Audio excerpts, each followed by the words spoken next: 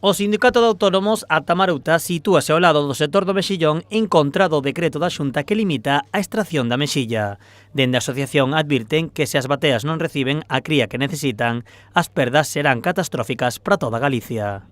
5.000 postos de traballo directos se destruirán se baixa a facturación un 50%, é dicir, 70 millóns de euros. Se van a perder tamén 2.500 pequenos negocios, de todo tipo. Segundo o sindicato, a reacción en cadea destas perdas suporá un drama para as vilas mariñeiras e terminará afectando a toda a comunidade.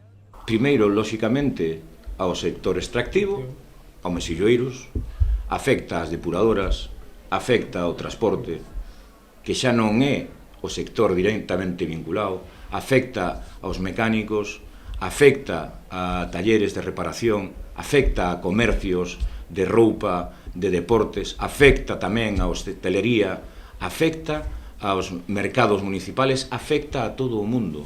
Dende o sindicato creen que se en lugar de ser autónomos, os postos de traballo que estivesen en perigo fosen dunha factoría ou empresa, todas as administracións se involucrarían. E estaríamos falando de 5.000 postos de traballo en risco, estou seguro, segurísimo, que a Xunta de Galicia volcaría todos os esforzos para que esa fábrica non pechara. Como pasou nos asteleiros en Vigo, como pasou nos asteleiros en Ferrol, como pasou en Ence, en Pontevedra, que todo o mundo foi a unha. Tanto o sindicato como o sector creen que a Xunta está creando un problema onde non o hai e que bateiros e percebeiros poderían continuar traballando nas mesmas zonas con total normalidade. Nós tamén queremos preservar o percebe. De feito, o noso que vamos a recoller é mexilla, non percebe. E nos están confrontando cos percebeiros, discutindo de quen é a pedra. O mar é libre, é de todos. E nós o que queremos é poder ir a recoller a mexilla donde a hai.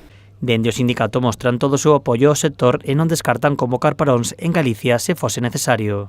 Si temos que paralizar e axudar a paralizar Galicia, axudaremos a paralizar Galicia. Non nos van a doer prendas, porque por encima de todo, insisto, está a defender os intereses do noso colectivo, intereses que neses momentos están seriamente dañados. Esta baixada de ingresos chega nun ano no que os custos de produción se incrementaron considerablemente, co que a perda de poder adquisitivo dos bateeiros será aínda máis grande. Dende o sector sinalan que este é o último mes clave para recoller a mexilla que necesitan.